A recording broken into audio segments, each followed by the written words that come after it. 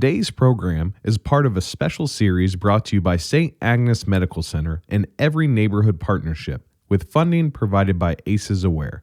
Together, we are working to raise awareness about the effects of adverse childhood experiences in hopes of building a healthier community and a brighter future for our children. Dr. B explains the importance of acknowledging our stressors of the past in order to thrive in the present. Plus, she shares practical tips for coping through challenging times and building greater resiliency so you and your family can enjoy healthier and more fulfilling life.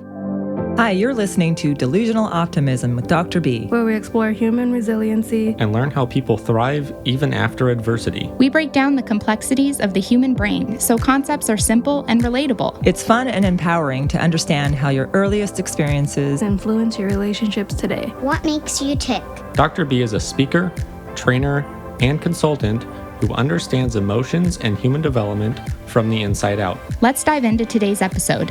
Here's Dr. B.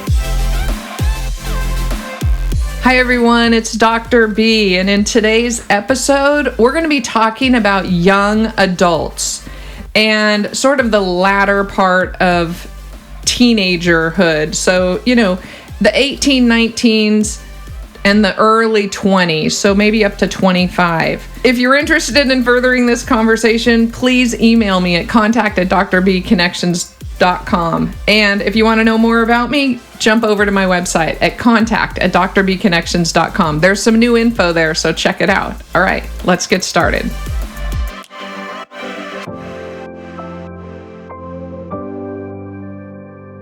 Good afternoon, Dr. B. How's it over there? It is beautiful. It's colder than it has been, but I think it's the cold before the heat hits, so we're good. That's awesome. Yeah. That's awesome. I actually went on a hike yesterday, and it was absolutely perfect. Nice. I went down by a stream and meditated for 20 minutes. Beautiful. On a piece of granite rock. It was so wonderful. Good. And such a great healing, health, self-care activity to do, that meditation. So interesting, because I did some hypnosis yesterday. So yesterday was a healing day. Yeah. All right. Yeah. My new 3 favorite ideas for, healing on a really deep level are hypnosis, meditation, and EMDR if you have an EMDR person. So, yes. Yeah. I haven't done hypnosis or EMDR as of yet, but it's definitely something on my list I really am interested in trying out for sure. Well, I have the hypnosis person for you because she's awesome. And I've never done EMDR either, but I trust the process. Great. So. Awesome. So today we're talking about young adults. Yes. And what would you say is the defining characteristic of young adults? Well, the defining characteristics of young adults is that they are now shifting over from being a shared life with their parents to their own independent life with themselves. And that's a big shift for young adults, but it's also a very big shift for parents or caregivers, whoever has been responsible for them. And their brains are in the sort of semi-final stages of really solidifying for the first time around the age of 24. So we know, remember, their brains are very pliable and so much information is happening in the infrastructure of the brain at the beginning, birth to 3. But now we're kind of at the end of that whole cycle, the first quarter of your life. 25 years later, now we've organized, reorganized, inputted, and done all these neural networking things, and it's kind of going to solidify. It doesn't mean it doesn't change anymore across the lifespan, but now we've got what we're working with, and we are in much more control over changing our brains through healing and experience. So what are some things that we really need to know as it relates to ACEs and young adults? ACEs and young adults. One of the most important things to understand about ACEs, remember, adverse childhood experiences, are if those experiences led to one of our, let's say the misuse of drugs or alcohol, or risky behaviors, whatever that is, when those behaviors started in relation to adverse childhood experiences, not just the typical, risky behavior, but the stuff that starts in response to self-medication. So we've already talked about how like a 9-year-old can start drinking because of trauma, and they start drinking younger than just an acting out adolescent. So what we know then for the young adult and even the adult into their, doesn't matter what age they are, that if somebody starts self-medicating or using a substance when they're very young, their maturity level can get semi-stuck at that point. So you can be talking to a 40-year-old, but if they've been using or misusing alcohol or drugs over the course from 9 to 39, then there will be little responses that you notice that really reveal the maturity of a 9-year-old. Not across the board. Sure. You're not going to see a 40-year-old walking around acting like a 9-year-old all the time.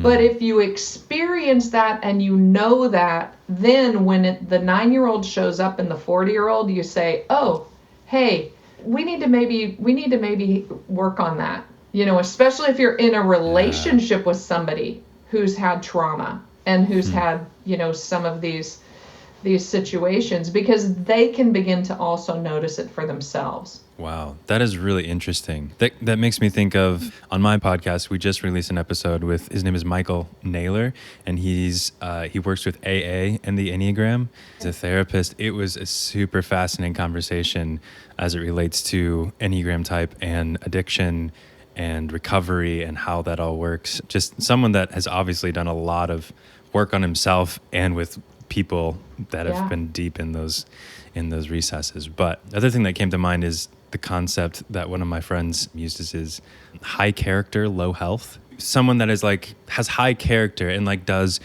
good things, but then there's something about they're just like maybe you're not conscious of everything that's going on underneath. Okay. On that level. That, it took me a second for that phrase to sort of like resonate in my brain, like high character, low health. Okay, that so speaks to the process of resilience. Okay. Because let's think about like high character, you want to do good things, and you even do and do good things and work towards high, aspirations of life and helping people and being a good person. But the low health part would be, you don't necessarily take care of yourself in the process. Right. Or maybe that the trauma you have, like, I do believe that people from the get-go are good and want to do good things with their lives and are loving and social and all of those things. It's that we interfere with that process. Right. So very good, it's like good people do bad things, or, that's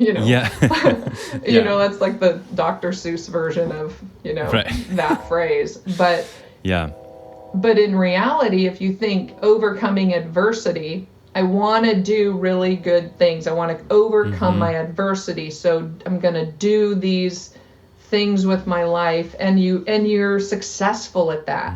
But in the process, you have also missed the skill building along the way from your parents or caregivers or teachers or whatever. So you don't have the skill set to, at the same time, take care of yourself. Yeah. Or you miss some obvious things that in helping somebody do something, you completely take it over and you don't let them do it. Yeah. So it's a good character thing, but you kind of like bad delivery. Motivation, or you're tricking yourself into thinking that you're doing the thing that is best for your group, but everyone but you is seeing how it's just an egoic drive. Another phrase that comes to my mind is like spiritual bypass, where it becomes about the the spiritual practice and not about actually doing the good inner work. And it just becomes about the act of the thing, where being a good spiritual person or healthy person becomes part of your egoic performance. Yeah. But it's obviously just surface level, because Got it. something. And we all know that people do this. Yes. I mean, like we could, especially now when we think about mindfulness, yoga. I mean, there are life coaches. I mean, I'm going to just say it, because in the grand scheme of things, I'll take the risk of, saying that if you are not trained and embedded in your practice for yourself and others, then you should not be practicing this with others. Yes. So if you are a therapist who will not go to therapy, you cannot do therapy with somebody else. If you have not done the deep practice of whatever that is, and you're just doing it for, exactly that egoic, hey, look at me, I'm a really cool whatever. I won't even pick a thing. Yeah. But and it makes people feel better to think that, but really what it does is it pushes people away. Yeah, it sets us apart.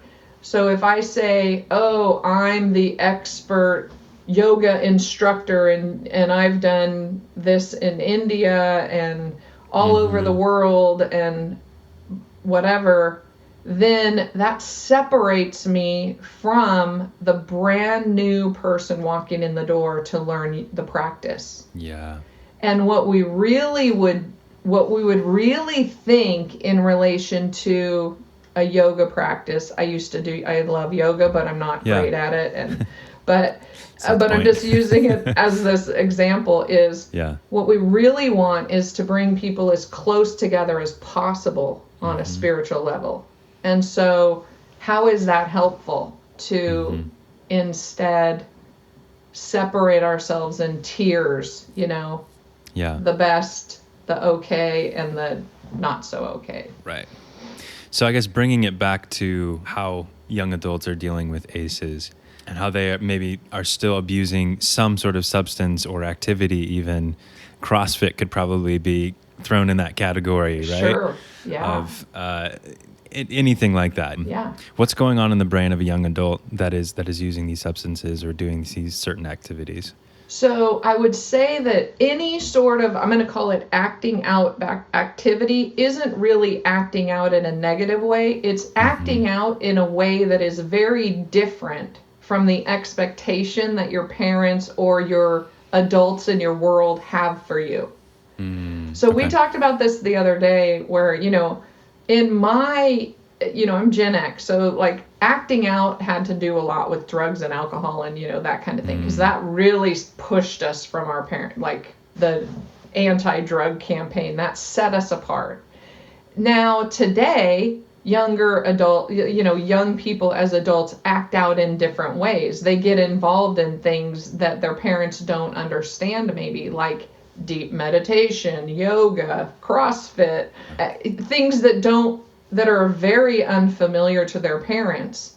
And then, so it sets them apart from their parents and causes conflict, because the need of this period in life is to separate.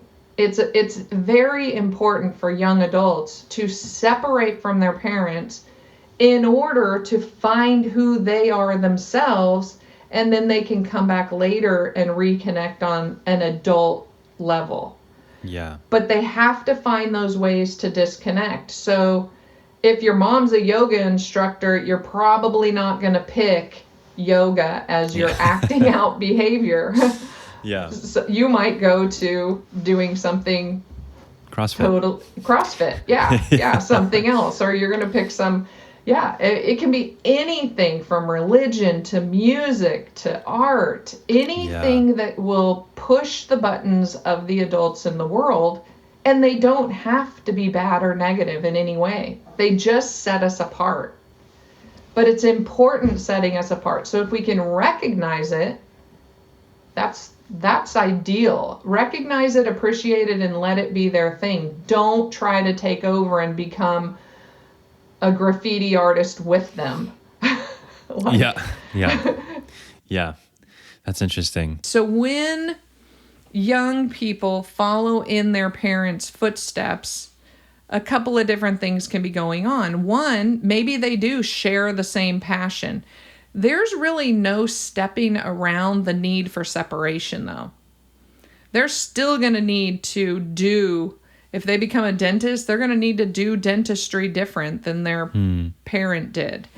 And there, a lot of times, though, when those things happen, the pressure is just so high in the family that the child gives up and just does what they're supposed to do. Oh, wow.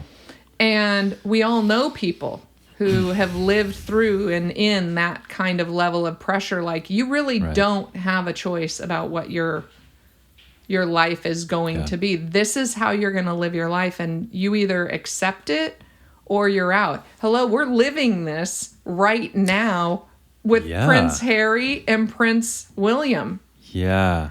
We are living it in full color in the most global experience of our lives. It's fascinating. This is your life. You are the prince.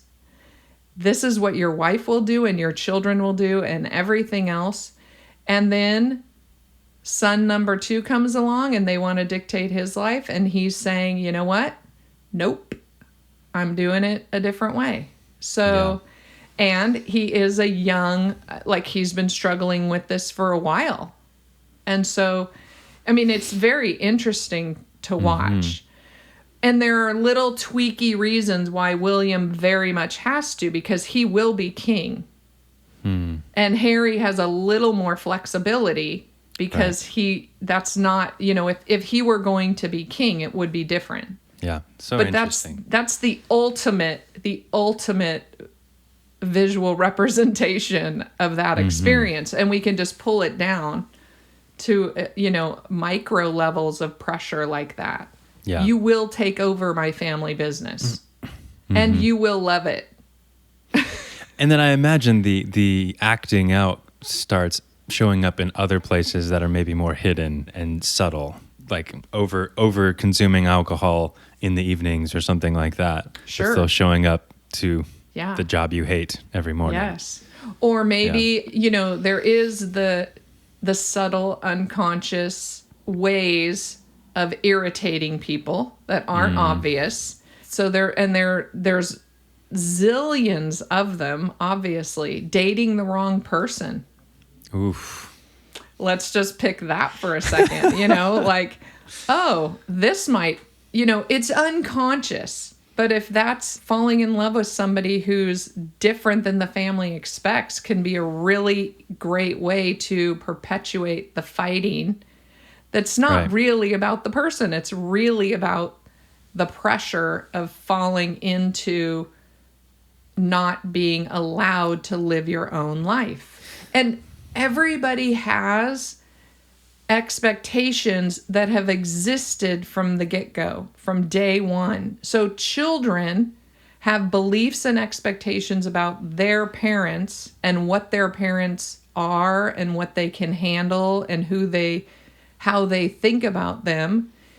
And parents have the same sort of ideas and expectations about their children. And neither of them recognize that, oh yeah, you know what? People do change. So I had this experience with my oldest son where he absolutely, I know from the way our conversation was going, that he expected me to have an opinion about it, express my opinion about it, and then argue about it. And what I had to say was, hey, you're 32, 33, you know, you're in your 30s. I love you no matter what, and I want you to be happy, and I'm not in a position to give you advice anymore unless you ask me for it. Like, that's old. Those are old days. You know, when you were 12, you needed that from me, but we're in a whole different place in our lives. Wow. Yeah. And so I feel that way about all my adult children now, but my 24-year-old needs a lot more from me in advice than my 30-plus needs from me. Yeah.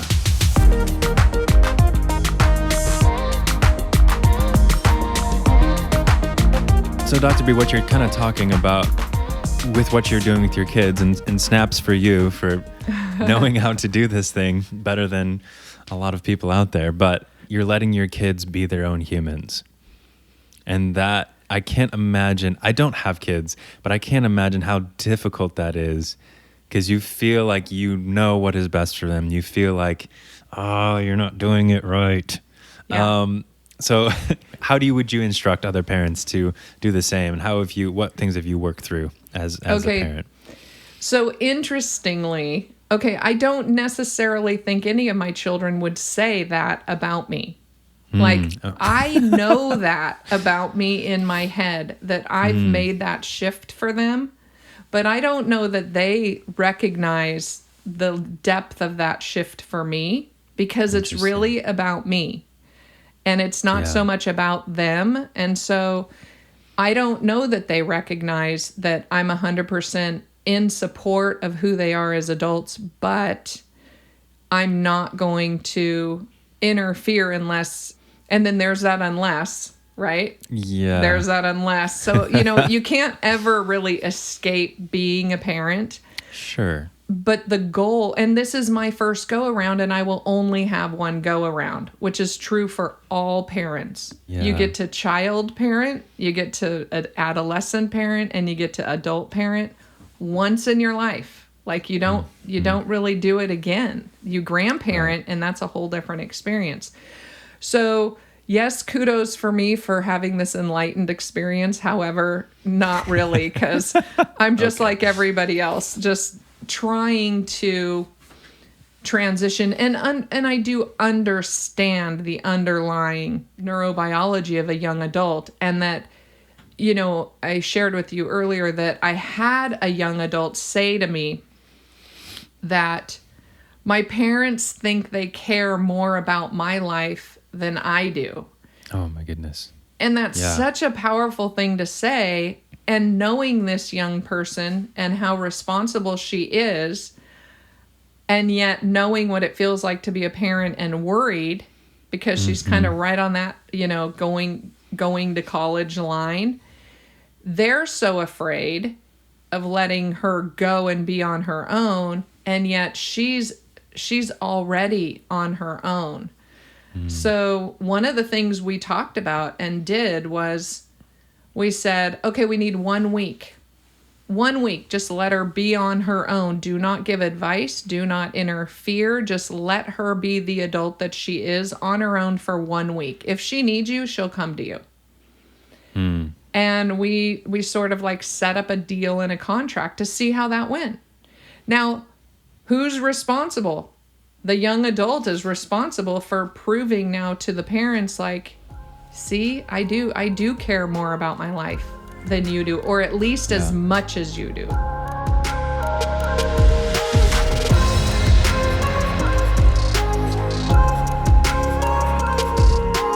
So parenting is difficult, and there's no way around that. I don't think there's any parent on the planet who says, oh yeah, I just, that was the easiest thing I ever did. It's challenging continuously on every new developmental level.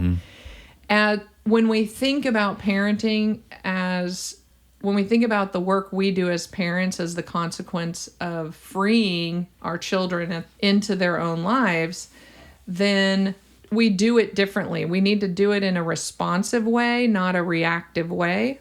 And I think that one of the things that happens in young adults and early adulthood is that there is this awareness and transition of, and it may even happen a little bit later than young adulthood, but the realization that mortality is real, that eventually their parents are going to pass. And maybe they've had an experience of a parent dying already or somebody close to them, and it's sort of a jarring experience when we lose somebody. But that circle of life, and then recognizing all the things that we couldn't stand about our parents now become things that we cherish about. Like the other side is we cherish certain things about our parents. So nothing really about parenting is easy or what we expect in terms of the process. And just as we start to get comfortable with it, a lot of times it shifts and changes and we feel confused again. But when we become parents of adults, now we're separate beings. We're separate people on the planet with our own ideas, and that's fine. What we have to do is bring the process into consciousness. And when we bring it into consciousness, then everything can be a conversation. It doesn't have to be a fight. It doesn't have to be a battle about who's right or wrong. It can just be like, we're two different people who see things differently, but I can still love you. It's the both and support. Of the universe. And you get to pick what you do, and I get to pick what I do. It's like what Mr. Rogers says.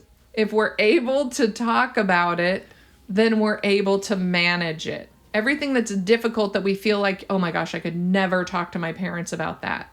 Yeah. As soon as you talk to your parents about that or anyone else, guess what? It becomes manageable because the words make it manageable. And that too is very optimistic. And so I used mortality as an example, and people would think, oh my gosh, I can't talk to my kids about me dying. Like, that would be terrible. However, if you do have conversations with your children about what life will be like and what you want them to remember about you, that makes it manageable and much more tolerable. I'll share one very personal story that has been huge for me with my dad. My dad passed when I was 32. And so that's pretty young to lose a parent. Yeah. And it was very unexpected. He had literally just had a doctor's appointment and they said, clean bill of health, you're great, on Friday. Oh, wow. And he died of a massive heart attack on Tuesday. So 4 days later, 2 days before Christmas. Oh my God. And so I was just, rattled and devastated, obviously. Okay, separate story. Rewind about 6 weeks. I had been talking to my dad. No, not 6 weeks. About 6 months earlier, I'd been with my dad, and we were talking about life. I don't even know. It wasn't a really deep conversation. And the song, It's a Wonderful World, came on. And he said, I want you to remember this. When I die, I want this played at my funeral. And I thought, okay, that's kind of weird, but all right, good to know. Not planning on that for a while. Well, 6 months later, he died. And I took all this heat from a lot of people for playing It's a Wonderful World at a funeral, right? Yeah. But at the same time, I was like, okay, it was my dad. That was my dad's wish. So I'm honoring that. Right.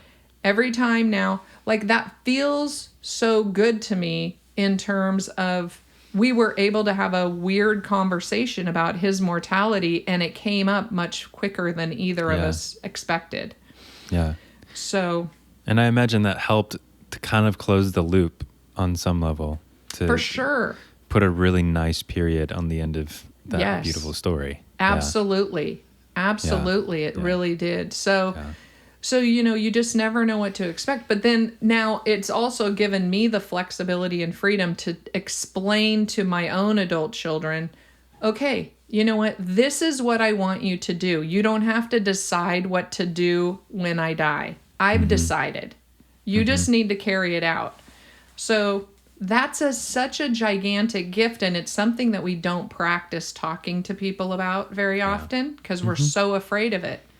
Yeah. But they know exactly what to do and how to do it and where to do it and all the things. And then they can add whatever they want. Yeah. But it's an unmanageable conversation that we've made manageable. So as the last question here, kind of involving some actionable takeaways, for parents that are in this stage of life, in this stage of parenting young adults, what's 3 ways that they can gift their children resilience and support, even though they may not agree with the decisions that they're making?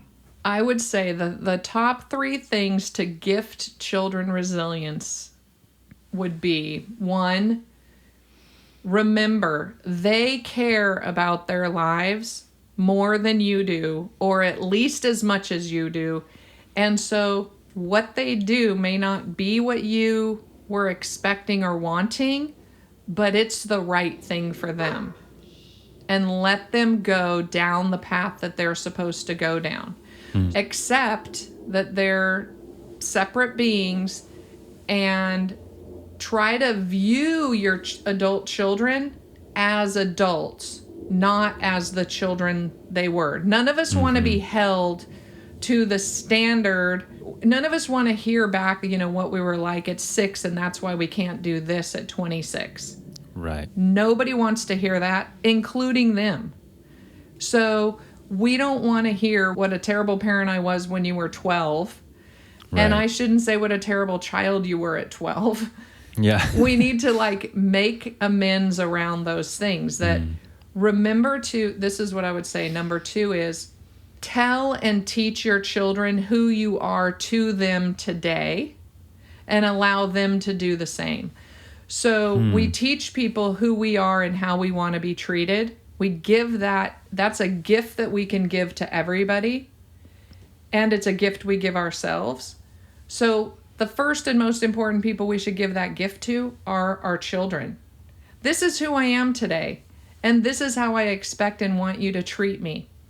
Tell me who you are today and how you want me to be, how you want me to treat you. Yeah. When you want help, you come to me. I am here for you. But if you don't need help and you don't need advice, then just say, Mom, I don't need it. I don't need advice on this. I'm going to do this. I just need your support. Yeah. That's number 2.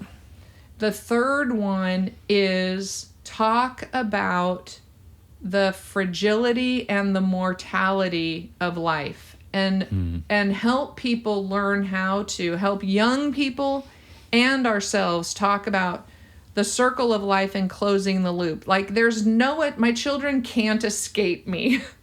Even though I'm going to die one day, I live in them in so many ways. And so when we're able to remind and talk, when we're able to have that kind of conversation, I think that it makes the transition and the ritual of death much more meaningful and powerful and palatable than just the fear of somebody being yanked out of your life and then we have nothing to fall onto. Yeah. So that is the other thing, is that we need to be better at being ritualistic around talking about death and dying rather than just letting the stuff fall. Yeah. And I think thinking and talking about mortality is also going to inform how you parent in the now. Because what is actually important about what am I trying to instill? If tomorrow is my last day to influence them, how do I want to influence them? Absolutely. Is it really that important that they come home at 11:30? Right. Yeah. Or is it I want to empower my child to live a responsible, caring, loving, joyous life?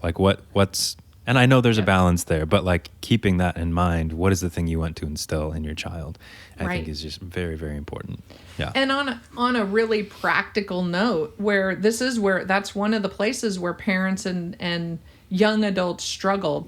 When young adults who are literally old enough to live on their own, but yet they live in the house with their parents. So there have to be mutual rules and respect. So if there is a curfew and you set the curfew at 10:30 and you say, if you're not home by 10:30, then this is going to happen. And then they come home at 10:31. Well, life happens. That is exactly the experience that we want to bring to the table and talk about, is why does the parent need to control that much of a young adult's life? If you believe that child is in such need of that much control, then maybe you need to be viewing, parents are scaffolding. This is where we have a lot of flexibility. Your only job at this point is pushing them towards the next step. And so that next step might be, hey, you know what? I really, for my health, need you to be home at 10:30-ish, within at least, 10 minutes, or call, text, or, message. But if you can't do that, then I feel like you're telling me that you're ready to be on your own. And, I'm ready to support you with that too. I mean, assuming that they're over 18 and sure.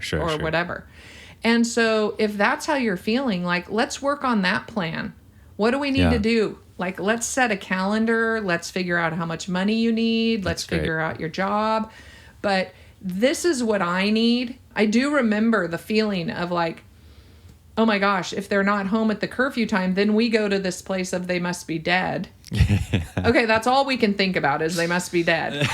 And then we're furious when they're alive. Yeah. How dare you not be in a ditch right now? How dare you not being dead? How dare you not be dead? And so it's this continuous battle over silliness. Instead, let's say, hey, it's really clear you're ready to be out. Let's make a plan, because then we can have an adult relationship out. And I don't need to worry about you being home because you're just going to call me. And that does require parents leaving the nest feelings and do some new work. It's a new work plan for parents too. Totally. Well, thank you so much, Dr. B. Thank you. Any final words? Thanks so much for listening. It's always great to be here. Now head out and leave a life print. Until next time. Bye. Thanks so much for listening to today's episode. I appreciate the opportunity to connect with you. If you're interested in booking a training, I'd love to hear from you. You can reach me at my website, Dr. B Connections. There's a big button that says, book a training with Dr. B. It's that easy. If this show has been beneficial for you, please share it with your friends and family. Spreading the word about the show helps us grow our audience and helps continue to change the world together. Again, thanks so much for listening to Delusional Optimism. Now, go leave a life print.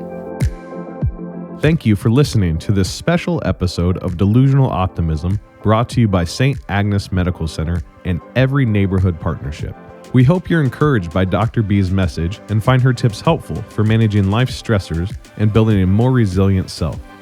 For more episodes in this special series, please visit St. Agnes Medical Center's website at www.samc.com.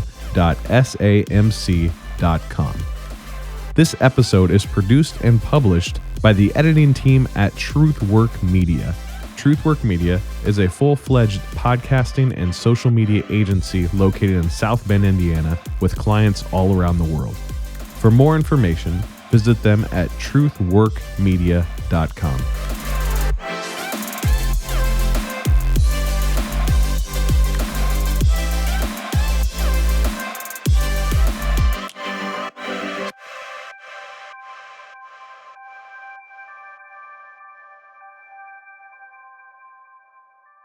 These materials and all discussions of these materials are for educational purposes only and do not constitute medical or mental health advice. The presenter is not a licensed mental health or medical service provider. If you need medical or mental health care or advice, you should contact your doctor or therapist, or you can contact your insurance company for a referral. This show and all of its contents are copyright 2020 Dr. B Leave a Life Print. Reproduction or use requires written consent of Dr. Kristen Beasley.